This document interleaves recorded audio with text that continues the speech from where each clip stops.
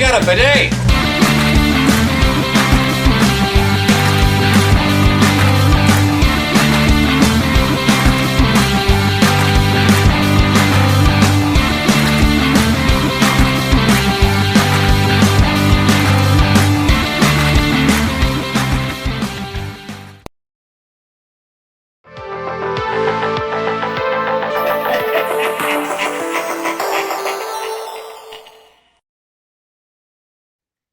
Hey everybody, and welcome back to another video. In today's Shoot the Sheev podcast, we are talking about Star Wars Attack of the Clones. This is episode 2 from the Skywalker saga.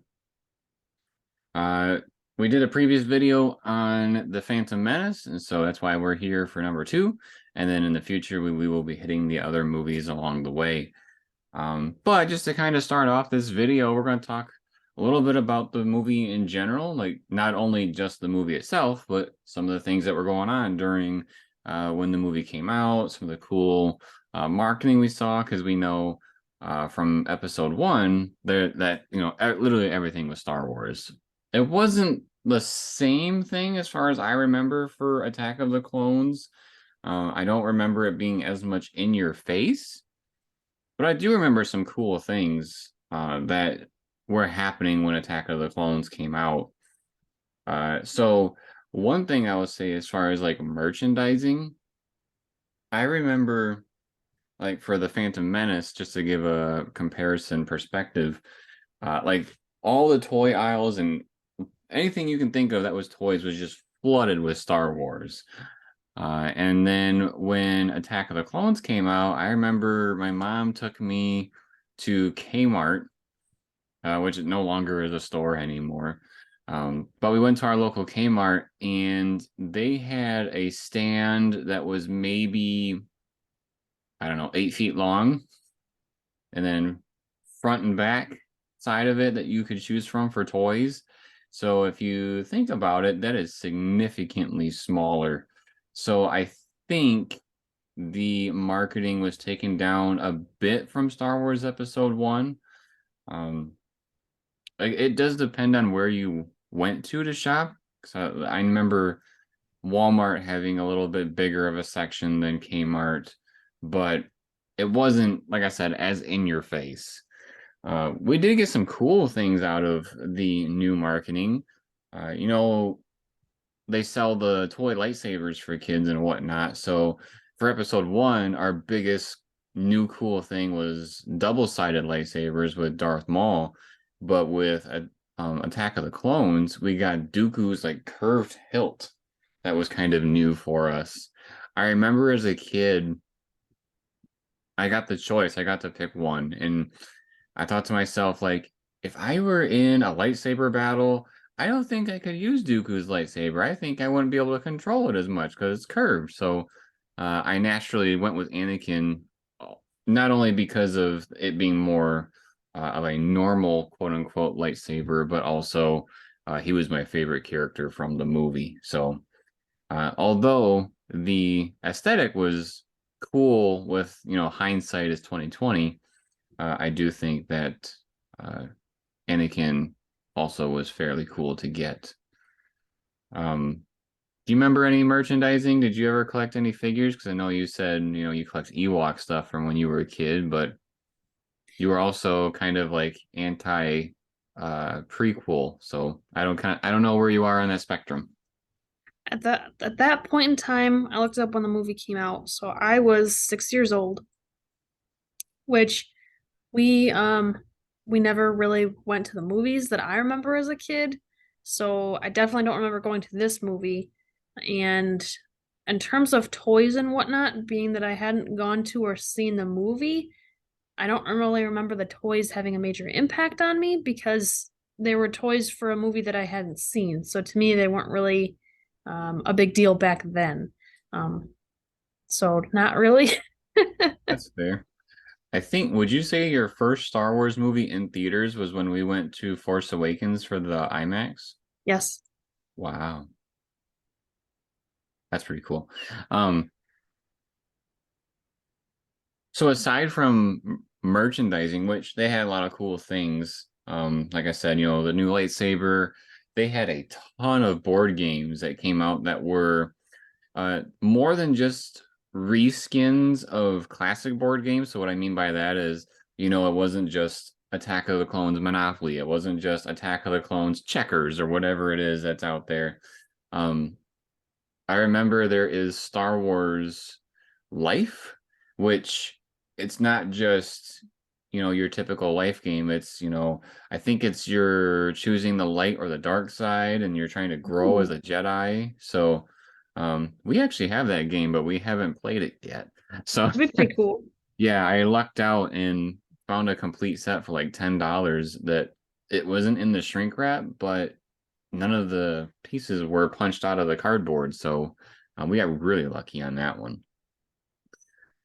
So yeah, they had stuff like that. There's also a very, very big game that came out that is actually very popular even still today, and it's very expensive if you try to purchase it. That's called Star Wars Duels, I believe. And that's where you got to pick like two characters, and then your opponent picked two characters, and then it was kind of like a duking it out type game with, I think, cards. I don't know if it was as much of a board game, but I think it was more card heavy. Uh, we do not have that game, but it would be one I would love to try sometime, especially learning back when, it was very popular. And now as an adult, it's like, darn, I missed my opportunity to pay retail. Um, we get that with a couple of games nowadays. There's actually a Pokemon game out there that I feel that way too. That was very, very big back when. But back to Attack of the Clones. So there's a lot of cool merchandise that came out. One of the things that really stuck out to me as a kid, which I thought was very, very interesting, Attack of the Clones was my very first experience with something called Movie Cash. And if you're not familiar with this, Movie Cash was a way for you to get basically passes to go to the movie without having to pay for the movie. So a lot of the ways that you see nowadays with Movie Cash is like buying, I don't know, 4 or 5 of the same box or brand of cereal, and then you submit your codes, and then you get a voucher to go to the movies. When Sarah and I first started dating, it was very, very popular for those to be attached to Blu-ray movies, which basically we'd buy a Blu-ray movie and get to see the new movie for free. That was always a lot of fun. But with this first exposure, they put basically movie ticket coupons in boxes of cereal, and you didn't have to send it in. It was literally in the box. So I remember we would get these um, checks. That's what it would look like, a check. And then you would just take it to your movie theater that you want to go to. And it had, it said Attack of the Clones, had a character in the middle. I might have one, but I don't know where it is, to be honest. Sounds like Monopoly money. Kind of looked like Monopoly money. Uh, but yeah, it literally looked like a check with a Star Wars character on it. And then when you would go there, I think they would probably sign it in some sort of way so you can't use it again, or they would take it and you'd be able to go see the movie. So what we did is we got a couple of the boxes of Cinnamon Toast Crunch, which it was on, and then my dad and I basically got to go see Attack of the Clones for free. So yeah, that was probably one of my more unique memories of Attack of the Clones without actually, seeing the movie, of course. Um, yeah, thinking of other things that were related, there was just like the Phantom Menace, there was a trading card game that came out that was Attack of the Clones themed. I got a handful of the packs, but I never understood. First of all, I never understood the episode 1 card game. I didn't understand the episode 2 board or card game, and I didn't understand the original trilogy card game either. It was kind of like collecting Pokemon cards for me, where you're more interested in the pictures than you are what is actually happening with the game. Um, yeah, there's some cool cards, but never understood how to play it.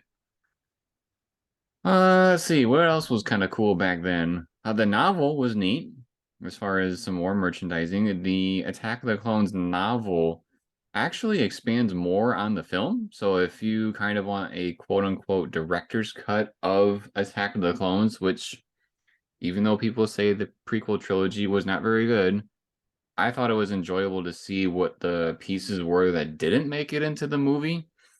One of the things is an elaboration on when Klieg Lars is telling Anakin about how his mom was kidnapped by the Tusken Raiders, and then they took then a group went out to try to save her, and they were unsuccessful.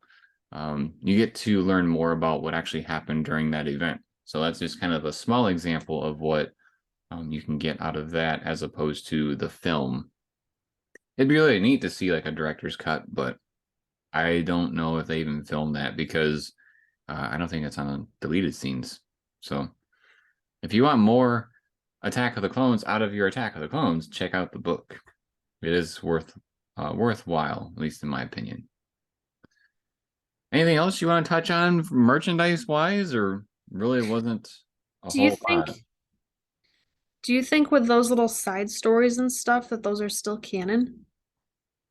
I would believe they are just because they are representative of the original, like they're in the book of Attack of the Clones. It's not like a separate book that uh, fills in some sort of story, if that makes sense.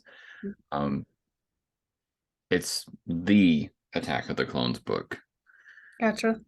There was one other thing I was gonna say. Can't remember off the top of my head. I don't know.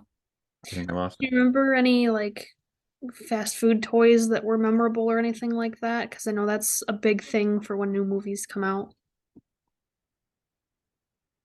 I'm sure there was, but I don't remember any of them, which is interesting because we talked about with Phantom Menace how like they were very um adamant in making sure that their toys were in fast food restaurants as well. I don't remember that as much for Attack of the Clones.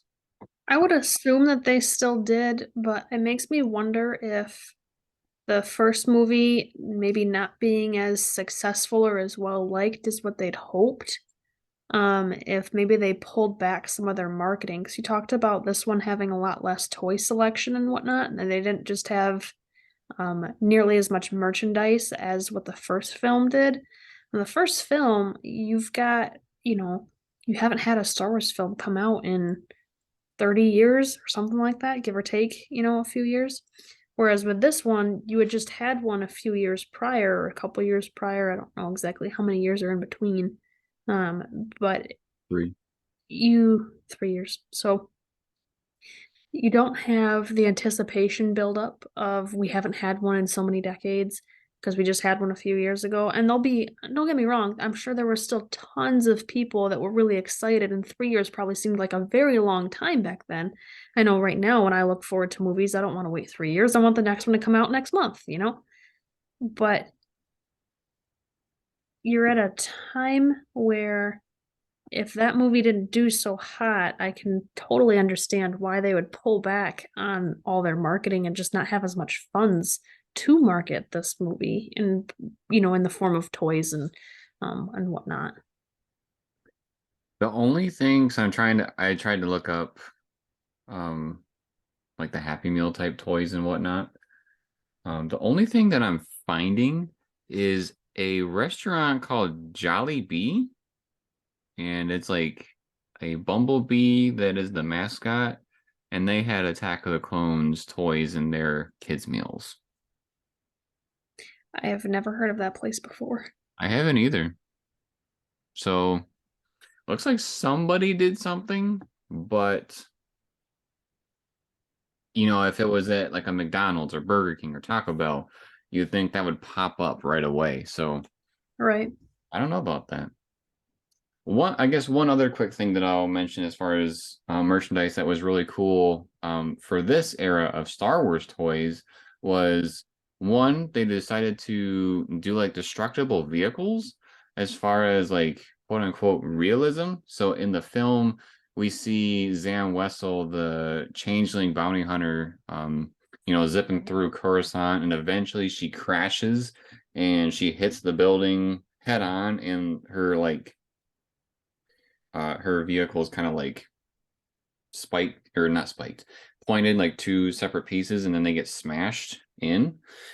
They had a toy where, like, if you smashed it into something, the pieces of her ship would actually come together and look like they were smashed, and then pieces would pop off as if the ship was falling apart. So they tried doing stuff like that. And then they also brought in force, quote unquote, powers for the toys. So they put magnets in the hands of the action figures and then made the lightsabers metal so that you could make it appear like the lightsaber is coming to their hand. That'd be So, pretty cool. oh, and also in the movie, Obi-Wan is like dangling from the droid as it zips through Coruscant. That one had a magnet too, but it was not strong enough. I remember having that toy and it would never stay on. Like, you could attach it, but as soon as you pick it up off the table, it would fall right off. So some of those things were definitely a epic fail for sure. So we're gonna wrap up this part here. We just talked about the movie, like the stuff that surrounded the movie's release in general, and then we're gonna talk about some tough love, and then we're gonna talk about some things that we really enjoyed. So stay tuned, and we'll be right back after this. Have you seen The Mandalorian? Do you wonder what Operation Cinder was that they mentioned in this show? Well, we got you covered because we have an entire playlist dedicated to the Star Wars Battlefront 2 campaign, which highlights Operation Cinder. So if you check out our playlist, you'll be able to see what actually happened with Operation Cinder and know what they're talking about with the show. Now back to ours. We are back. We are here to talk about some of our tough loves for the Attack of the Clones film. And I will say that for Star Wars Attack of the Clones, me personally, because I think between the two of us, I think I'm the only one that, like you said, saw it at least as a child. But Sarah I did, don't think I saw this movie until you and I started dating, and you forced me to watch it. yes, because Sarah basically thought that the prequel trilogy was the devil. So, um, I wouldn't go that far, but we'll dive more into that when we get to the third movie discussion because that's the only one I think I may have seen without you. So I'll leave that for another time. yeah, we'll see. Okay, so one of the things for me personally was, as a kid, I was kind of coming off of episode one, where the super exciting things were, lightsabers, and as a kid, I think I probably liked Jar Jar a little bit. Pod racing, very exciting stuff. And I would honestly say, I think Attack of the Clones was the first time I was disappointed with a Star Wars film. And the reason why I say that is because I feel like as a kid, again, in comparison, there wasn't as much fun action, so to speak. Um, I feel like the action that happened in the beginning with like the zipping around with Zam, and then towards the middle, I guess we got like a little bit of a cool fight between Django and Obi-Wan, but a lot of that stuff was surrounded with a lot of political talk. So like, why is Padme trying to be killed? Well, it's because she had an issue with Newt Gunray, who was in the first movie and he was trying to, do a uh, taxing, and he was trying to blockade, which again, very political stuff. So as a kid, I wasn't able to gravitate to that and understand what was happening. It was whatever I see in front of me, it better be action packed, it must be fun, and it shouldn't take that much to be able to understand it. So as a kid, I really wasn't engaged with the movie until like the last 30 or 40 minutes. And that's when the Geonosian arena battle happened with um, all the Jedi and droids that clashed together. Because that is a very, very epic moment. It's the beginning of the Clone Wars. There's a bajillion lightsabers all over the screen trying to destroy droids. Um, Anakin Anakin and Obi-Wan. Mace Windu too, he was pretty cool in this. Padme, she was fun to watch. We had that battle between Jango and Mace, which was neat. But it took so long for me to get there. And then we saw that, and I remember vividly from the previews that we saw part of Anakin and Dooku's battle where Anakin had two lightsabers, like he was dual wielding. Well, when we finally get to that scene, Anakin does dual wield, but he does it for all of like 10 seconds because he gets one and breaks it from Dooku. He cuts the lightsaber. And so being excited for that was I was let down as a kid. Hopes and dreams just crushed. Yeah. As a child, you see something really cool because again, we came off of Darth Maul, okay, which was very, very cool. And then the one thing that they tease us with that looks pretty cool is over in about 10 seconds. And not to mention, Dooku basically wiped the floor with Anakin and Kenobi. So there wasn't a fun lightsaber battle. So then people might ask, well, what about when Yoda gets there? Do you know how hard it was to even follow him on screen because he was jumping around all over the place? Extremely hard. So as a kid, again, it wasn't super exciting for me to see that. I think it's cool as an adult now to be able to see Yoda's character and see how he fights and understand that it's like a polar opposite, so it's like complete irony. But I would even say to this day, Yoda's style doesn't excite me very much. I'll go on record to say that. I don't know how much more I can say about that, but even in Star Wars Battlefront 2, when I would go to use Yoda, I felt it was kind of daunting because uh, I just didn't find it very enjoyable being a basketball with a lightsaber. It wasn't my favorite thing. Or Bob the Tomato if you watch VeggieTales. So Ouch. I'm sorry. It's how I feel. It's probably not a popular opinion. That's okay. Things get a little bit better in Revenge of the Sith, but looking at just this movie in particular, even Yoda's fight with Dooku was wow, maybe 30 to 45 seconds. It wasn't very long. Whereas in The Phantom Menace, we had a lightsaber fight that probably lasted 10 to 15 minute span. So it wasn't there for me. Lightsaber battles, I believe, should be a very, very exciting part of the film. And I felt like Attack of the Clones let me down as a kid when I saw it. So that's kind of one of the, like, when I think of my childhood memories with Star Wars, Attack of the Clones was not there. And so if you remember, we talked about with our Phantom Menace podcast that I would watch movies until they broke. This one did not break. So that kind of puts it into perspective how much I didn't watch this one in relation to the others. Before I keep on talking here, is there anything that you wanted to say about things you may not have liked? Well, I don't want to dominate the conversation here. no, it's all right. As embarrassing as this might be because of how much you emphasized you didn't understand it as a kid, I'm an adult and I still have a really hard time understanding this movie. I would say so. It, to that point, I think it's not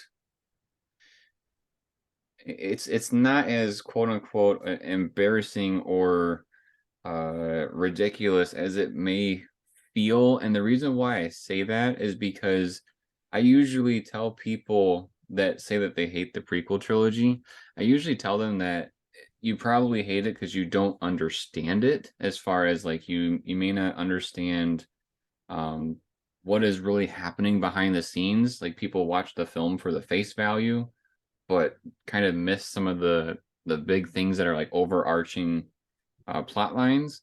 So I wouldn't say that like as an adult, you know, people might be stupid because they don't understand it. It's not that. It's just that I think people may not be able to see the like 15 different moving parts and realize how they're connected. Because I'm sure everybody can recognize, oh, I see this, oh, I see that. Um, but with Star Wars being so huge, it may be hard to connect all those things, if that makes sense. That's a fair point. And I wasn't trying to poke at you too much about the whole kid comment because as a kid, you are looking for things that are action and exciting and that grab your attention and whatnot. And that totally makes sense. For me, there was still a lot to this movie that I did enjoy, and I'm gonna wait till we get to that segment of our video later to kind of dive more into that. But while we're talking about things that kind of irked us or maybe didn't quite sit right, trying to figure out what the heck is going on the in between these scenes. Like you see a scene, oh, this was a really cool battle, or I understand what this discussion was about, but not really how it affects everybody else. Or just trying to connect those dots is still a big struggle for me. I don't know how many times I've had you try to explain it to me, and every time I feel like I finally understand it, I take two steps back and it's like something blows my mind again. And I'm like, what the heck is going on? And it irks me that it's that difficult for me to understand because I feel like it shouldn't be that hard. And yet at the same time, it is.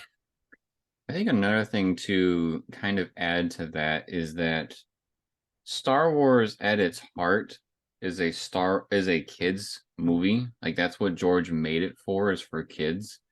Um, so I think something that the films kind of do poorly, and it's not just this film in particular, it's I think ultimately the prequels more than the others, just because there's a lot more political stuff happening in the prequels compared to others.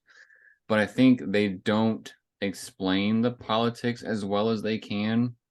I feel like, you have to watch what's happening a couple of times.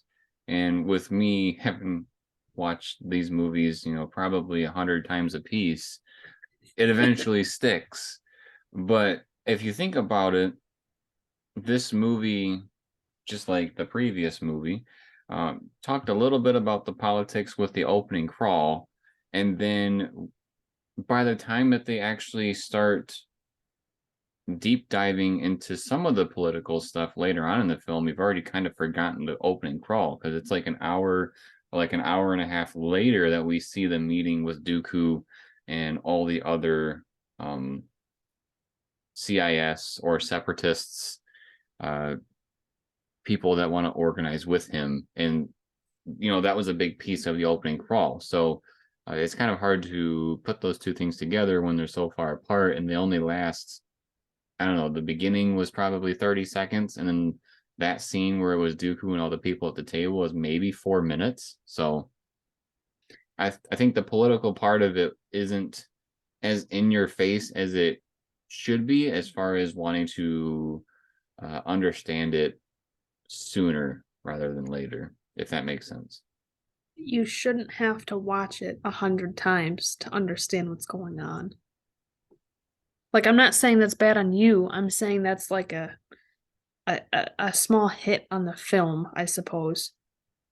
Yeah, but I the nerd in me is like short circuiting a little bit because it's kind of like, well, Star Wars is so big that it's hard to not dedicate probably almost too much time in a film that's supposed to be for kids to get this thing across. Um, that's a hard one to internalize, so to speak. But it is what it is. It's it's a thing where everybody takes the movies uh as they see it. Everybody has their own interpretations, everybody has their own experiences. So uh yeah, I guess if you pick As it I up, told you, oh, sorry, go ahead. I was just saying, I guess like if you pick it up, you pick it up, and if you don't, you don't. And then, just by talking to other Star Wars fans, you start to, pick up little things. Like, for instance, this morning, literally this morning, as of we're recording this, um, I found out that the Emperor from Episode 5 was played by a female on screen. Never knew that watching it. Why? I never watched the credits, so I didn't see that it wasn't Ian McDiarmid. So, little things like that you learn along the way kind of add to your knowledge or appreciation of Star Wars. So I think by just being exposed to it and then talking to others, it kind of completes the story in a way. But then again, you told me that I was making you bang your head against the wall. So Well, as kind of ties in before the Emperor Palpatine comment, when you were talking about sometimes you get it and sometimes you don't with these types of films and other films too. It's not just Star Wars, but when we were watching it last time to kind of help refresh my memory on the movie, because it'd been a while since I've seen it, since I don't watch these films nearly as much as you do. One of the comments that I made to you, which you didn't really like, I don't think, but I said it anyway, and I must say it again. It's almost like it's one of those films of if you can just ignore the stuff that you don't understand and just accept it and just be like okay with it, there's still enough of the film that's enjoyable to watch. And it's almost more enjoyable to just kind of ignore the part that you don't understand because otherwise it will drive you crazy. And at least that's what was happening to me. So yeah, I would also say that eventually when it does click, it'll feel even better. I would agree, but I guess my point is just because I don't understand the movie doesn't mean it doesn't mean that I hate it. Gotcha. One other quick thing that I want to plug in here for the tough love section is I feel like this was one of the episode 3 has this issue way more than this one, but it kind of planted the roots of issues, if that makes any sense. And what I mean by is when Anakin goes to the Tusken Raider camp and he's gonna, rip through these Tusken Raiders, part of me wanted to see more of that. I wanted to see, Anakin's first taste of being, tapping into the dark side, and we see him slice 2 of them and then kind of like off camera take out another one, and then it cuts away. You know, I understand that he says that he killed all of them, but like, did he show any remorse in the process? Did he, or was it like full on just destroying these dudes? What did it look like? What did his first feeling of the dark side look like? And so, did he tap into any force powers, or was it all just pure slice and dice? So I feel like there's some stuff there where if we could have seen it, it could have added to it. But I think again, that's a fair statement. it became more of an issue in episode 3, and when we get to Revenge of the Sith, I'll definitely talk about it more then. But this was kind of like that first feeling of, I understand these movies are long, but I think I want a little bit more here. But that's our tough love section. So when we come back, we're going to talk about some positives that we enjoyed out of the film. So stick around, and we will be right back. Have you ever wondered what Amazon coffins are and what they're full of? Well, we got you covered here on the channel. Check out our playlist of our Amazon coffin unboxings, where Sarah and I open up boxes that have Amazon returns, and we share with all of you what we get in each of those boxes. If you ever wanted to get into liquidation and want to know what types of things you can find, check us out. Now back to our show. Welcome back, everybody. We are here to talk about our positives about the Attack of the Clones film.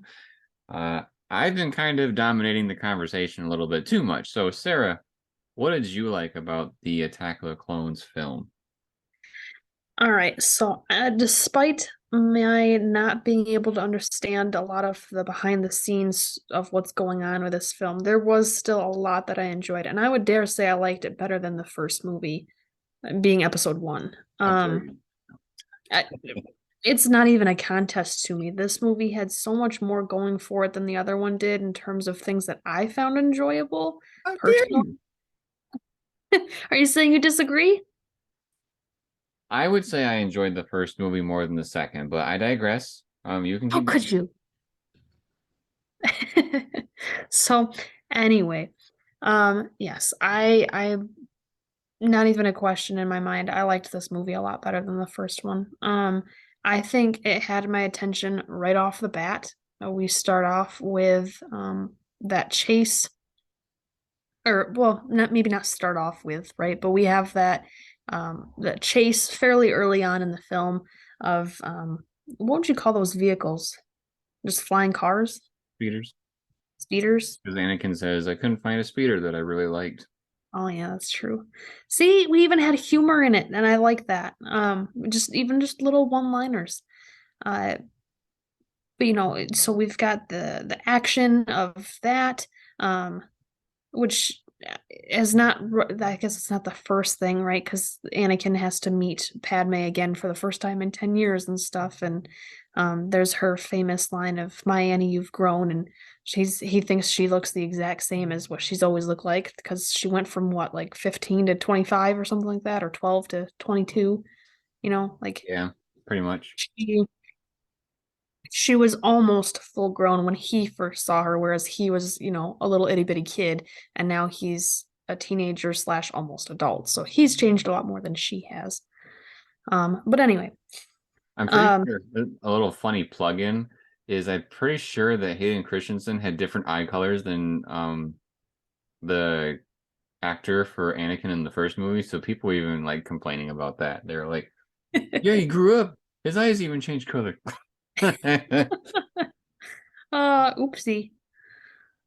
Um, But yeah, so I mean that whole scene montage, whatever you want to call it, of the chase and the changeling, and there's even some things I've noticed now that I didn't notice before. Like, it's pretty obvious when the changeling dies and you see them change from this from a woman to this alien creature. And what I didn't notice until this most recent watch through is when Anakin jumps onto their speeder and they're trying to jerk the speeder around, trying to get Anakin to fall off the ship. There's a split second where the changeling's face changes to their normal look. And I hadn't ever noticed that before, except for when the changeling was dying. So there's little things like that that are like, what's that? Like there's a lot of things that just captured my attention and made me not want to look away and maybe really want to pay attention. Um, there's a lot of really nice scenery too, especially with Naboo. I personally think it's a very beautiful place. Um, Spoiler alert, that's why they had the wedding there, I'm sure, aside from being secretive. It looks nice. You've got the playful romance between Anakin and Padme going on throughout the film.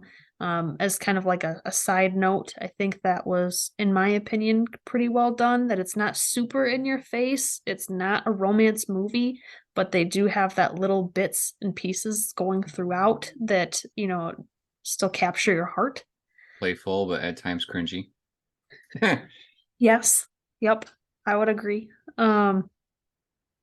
Another big scene that I really liked was what did you call the arena? The Geonosian arena battle. Yeah, so what's the planet called? Geonosis. Geonosis. Okay. So the battle that went on there, and I don't even necessarily mean the battle part of it because that is cool too, and I think Jeremy has a lot more love for the battle scene, but I'm more liked the scene where they first get there and they're being captured, and and Anakin tells Obi-Wan, we decided to rescue you, and Obi-Wan says, well, good job, because clearly he got captured. He didn't really rescue him, he didn't help at all. So The another just the Padme comment. What about Padme? She seems to be on top of things. I will tell you and she's on top of the the cliff tower. or the rock tower that she was hooked to. The very, very poor abilities that from the writers, not from the actors, from the writers for the sequel trilogy, really made these ones stand out and look really good. I mean, they fly now? Seriously? I digress. You're not wrong. Oh, but yeah, so the one-liners I think were pretty on point for this movie. I really enjoyed those. They were fun. They weren't super in your face like the they fly now. They just made sense. They didn't put so much emphasis on them that it made them awkward and cringy. They just, they were just fun. Um, but even just the different creatures that they brought out to be a part of the killing of the prisoners, right? Even though they didn't really die. The different creatures were cool. I mean, you had that like giant praying mantis looking thing. You got this weird rhino, and then there was the like raccoon cat, but it was gigantic. Who thinks of these creatures? They're so different from each other. It's not just a giant praying mantis, right? There's more to it. It looks different than a praying mantis. It's just the closest thing I can think of that it looks similar to. So Um, the praying mantis is called an ackley. The rhino is a reek, and then I don't remember what you called the third one, but it's a a neck. raccoon cat. Yeah, the raccoon cat is the nexu Gotcha. And why do you know all these? because I know too much. Where do you think you learned those names? Because they don't say them in the film that I recall.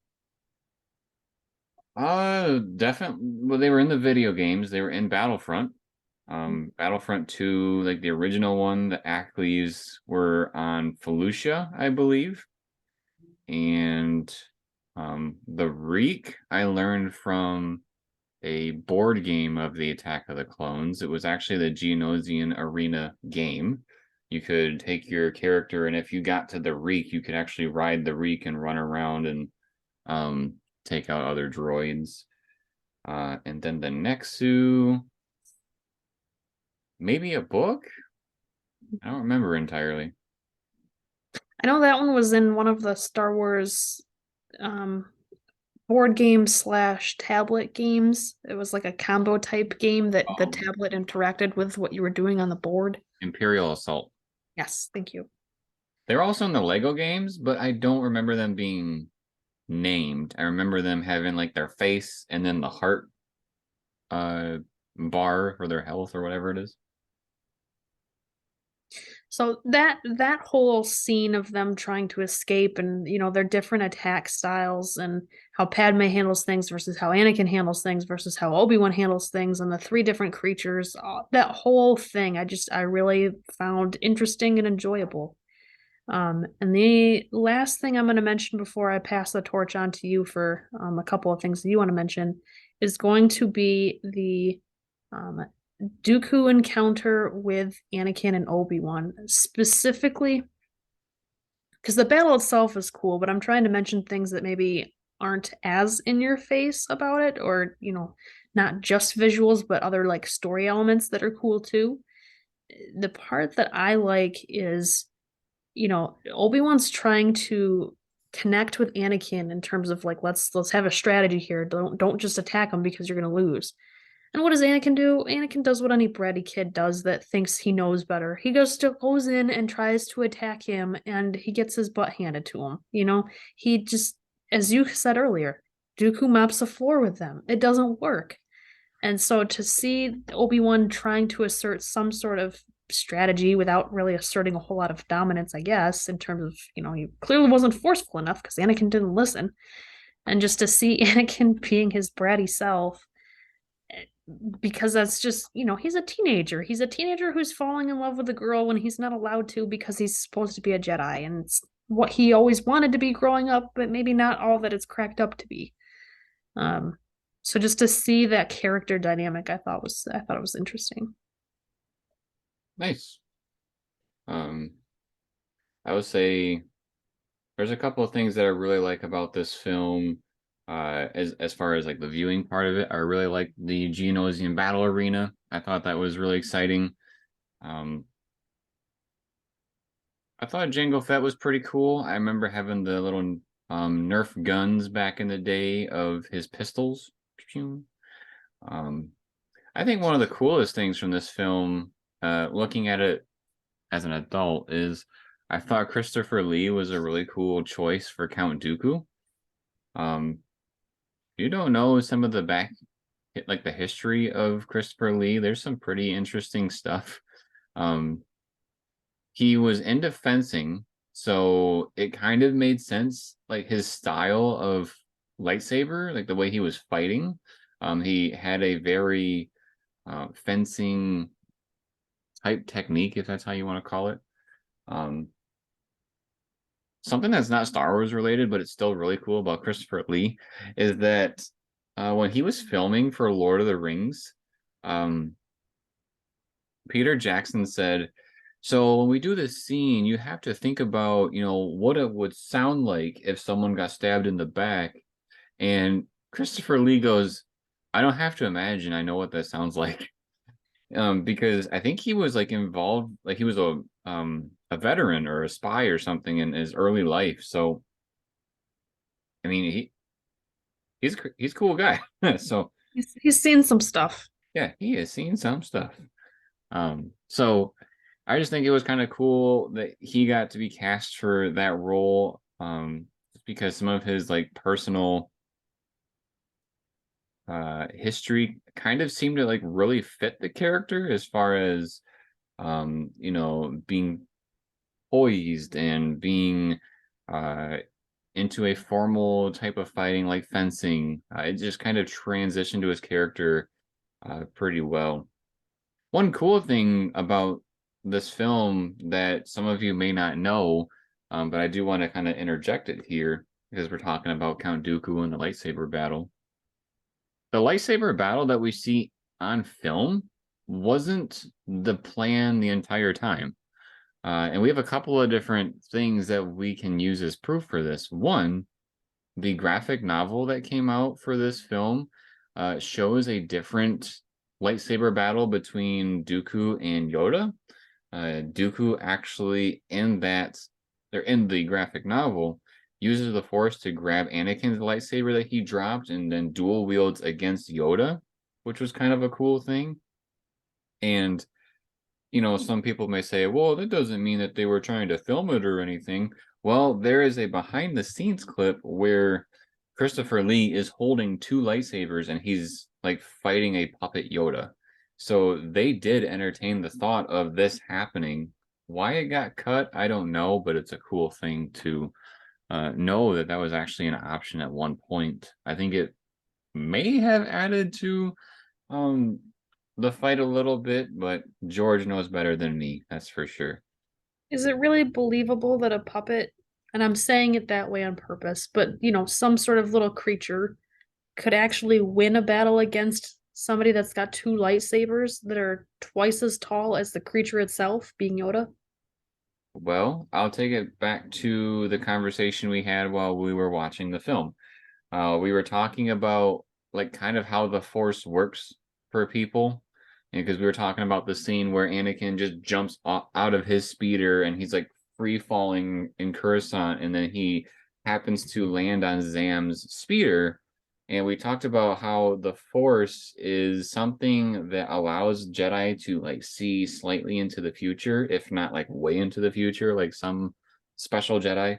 But part of their ability is to be able to see things before they happen, which is something Qui-Gon kind of explains to Anakin as a kid. That's why he's so good at pod racing, is because he can see the turns before they come, so he's able to make those adjustments. Well, for this conversation about Yoda, I feel like he'd be strong enough in the Force to be able to predict where Dooku's dual wielding lightsabers would end up. So I feel like Yoda probably would have still been able to hold his ground, not only from that sense, but also Yoda is the one that trained Count Dooku, so he's going to kind of know a little bit about his fighting habits in general too.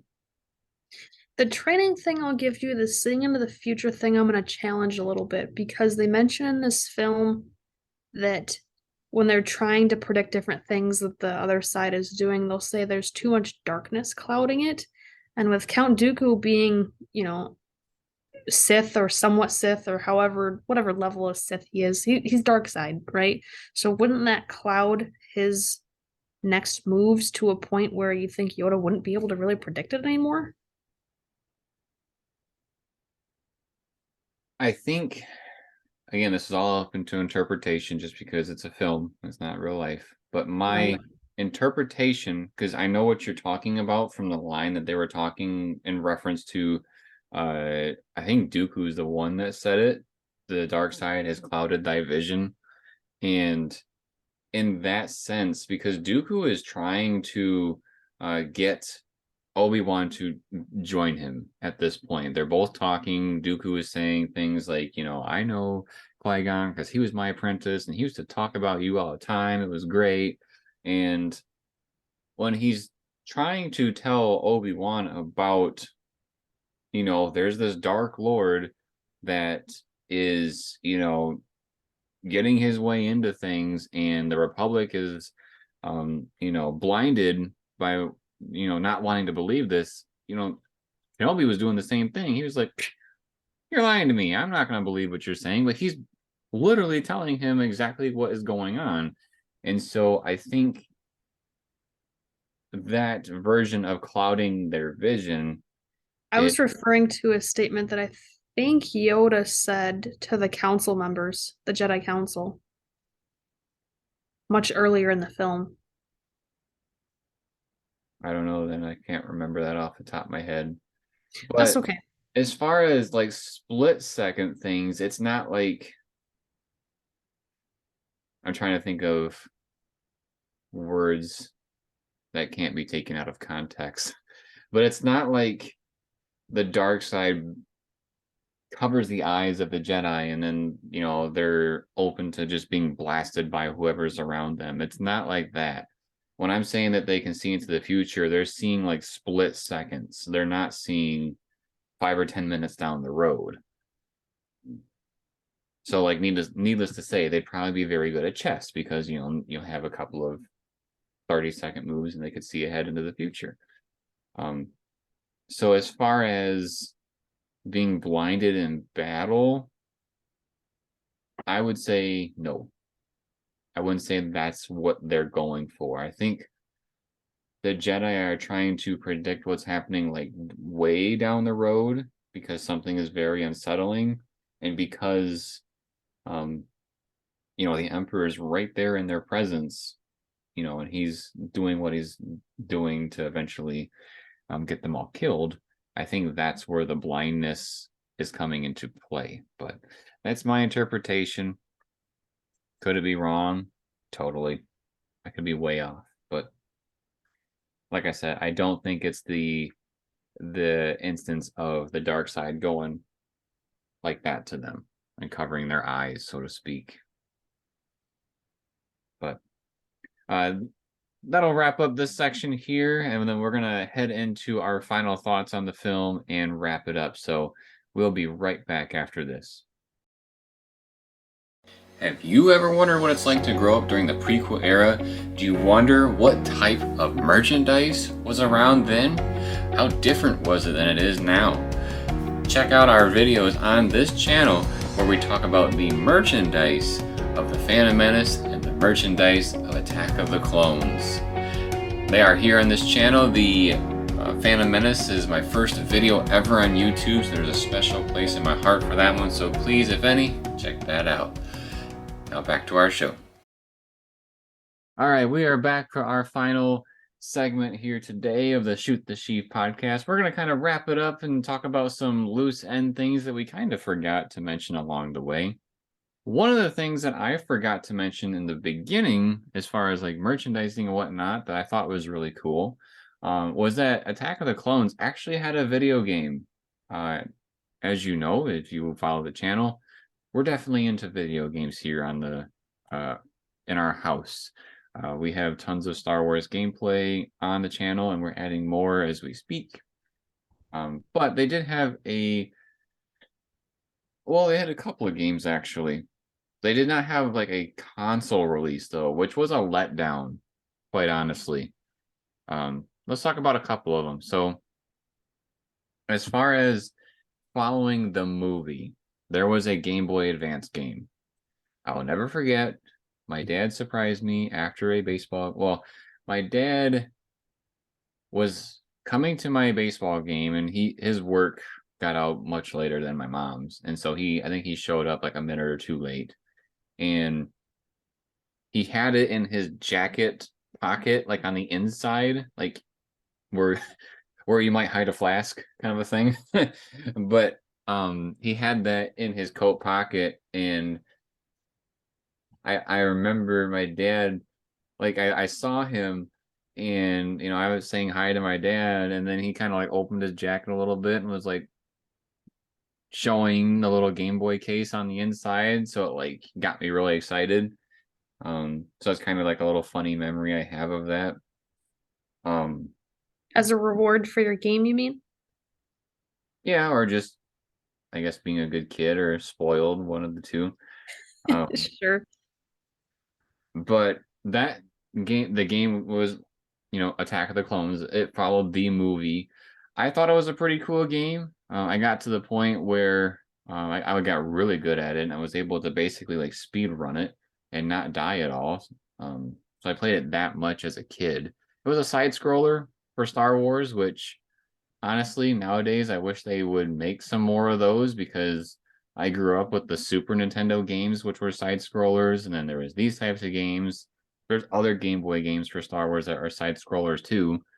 Um, I just think it's kind of a dying style of game. There's still a couple of them that come out, but they're not super often. But they had that game. There was also another Game Boy Advance game, which I didn't play nearly as much. Um, I to this day I do not know the story of the game. I just know what the cover looks like and the style of combat, and it was Star Wars: The New Droid Army, and it had Anakin on the cover. And again, I don't know much about it. My guess is that it has to do with the beginning of the Clone Wars, and then they're learning about the droids or something. I have no idea. But there's that game, and then probably the one that excited people the most. I don't remember when this game came out, but I believe it came out right around the time of this film. Was called Star Wars: The Clone Wars. A very fun game. It starts off kind of in that Battle of Geonosis uh, time frame, and then um, you get to learn more about and explore what happened during the Clone Wars. And it wasn't just ship stuff, it was also um, like being Anakin on the ground with your lightsaber and chopping up droids. The flight mechanics were way better than, being a Jedi on the ground. I will tell you that. Like, those missions were kind of terrible when you were a Jedi, just because the mechanics were not very good. But it was a fun game overall. I want to say that Star Wars Battlefront 1 came out around the time of episode 2, at least somewhere in between episode 2 and episode 3. Because when Battlefront 2 came out, it was like almost right alongside episode 3. So this one had to have come out right around this time. So, and it had Geonosis. So that would be a cool game too, to be able to experience, these types of battles from Star Wars Episode 2. Definitely the best one of the bunch, I will say that.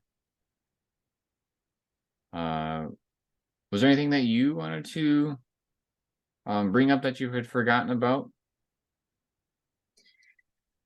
Uh, Not that really jumps to me. Um, I guess one side note is that Padme had some pretty cool outfits. Yes, She she had she was a heartthrob growing up, just saying. she's one who she's had some pretty crazy hairdos, and I think that's just either it's the Naboo way or it's the queen way, if you will, because when she was queen, she had a lot of crazy hairdos, but even now that she's a senator, she still has some crazy hairdos sometimes. I mean, what was with the beginning of the movie when she had that like disc off the back of her head that her hair was like going to like a funnel? It was pretty weird. You have to ask Um, George. like, you see, I'd like you to have a CD that is floating behind your head, but like let's stick it at the end of a water bottle and wrap your hair around it so that your hair Wow. is like a cone going back and then wrapping around a CD, okay? That's the look I'm going for here. She went there, George. She went there. Um, but her out so, as weird as her hair was, it was still a cool weird, I guess, if you will. It didn't as weird as they didn't look bad, I guess is what I'm trying to say. But her outfits were pretty neat. They had a lot of fun colors and shapes, if you will. It wasn't just like a t-shirt, pants every time. Not that she really ever wore that, except for her like white battle outfit, if you will. Um, but I just the costume design I think was pretty cool for this film. Nice. Yeah, lots of good points. Um, so we talked about Star Wars Attack of the Clones for this week. It was very different from episode 1, both as far as film and all the promotion that surrounded it. I believe one of the things that really got me for Attack of the Clones, as far as the merchandise, Star Wars Episode 1 had console games, and this one didn't, as far as like directly tied to the movie. And so I was really let down as a kid for that too. Um, I was very shocked that they didn't do something like that. During that time was probably a fairly quote unquote golden time of like, if there's a movie coming out in theaters, there's probably going to be a video game that ties to it, especially if it's geared towards kids. And this movie didn't have that. So it was kind of upsetting. But I'm gonna add one more thing too, not related to video games, but that must be a pretty powerful love connection that Anakin and Padme have. For him to go, I killed them, in reference to the Tusken Raiders, I killed them all, not just the men, but the women and the children too. And her to go, I want to marry you. Let's get married. yeah, she hears that and she goes, "That's so hot." She's like, "Yeah, tell me Like more. I What are just you gonna I do to the just Trade murdered an Federation?" entire village. Now marry me. Like She it said, seems wow. he says, "Show Wow. me what you'll do to the Trade Federation." Trade Federation. He's like, "Hold my beer. I'll show you in episode 3." When he slaughters them all. Wow. Yeah. Good stuff. Yeah, she really must like him. You know, maybe it's his eyes batting at her or something. Or he's just a bad boy in the Jedi group. He's got some charisma. Charisma.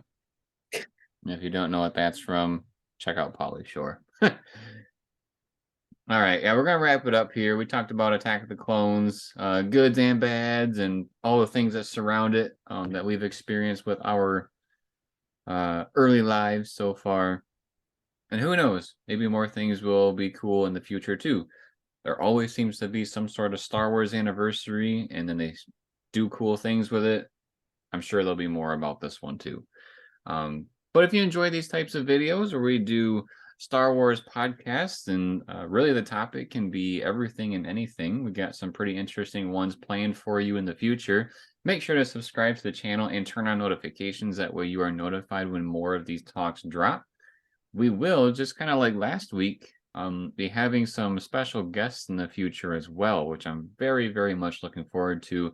So we have, tons of perspectives on what's going on with the different Star Wars topics. And we got some good ones coming for you too. I'm talking like, we're going to talk about special edition edits. We're going to talk about the Rey and Mary Sue topic of, does she actually earn it or not? So we'll just have some pretty good back and forth and debates about all these different topics. So, and also if you have any suggestions about topics you want to see us talk about, make sure to drop it in our comments, and also like the video if you liked it. And then, as always, everybody, thank you for watching. We'll see you next time.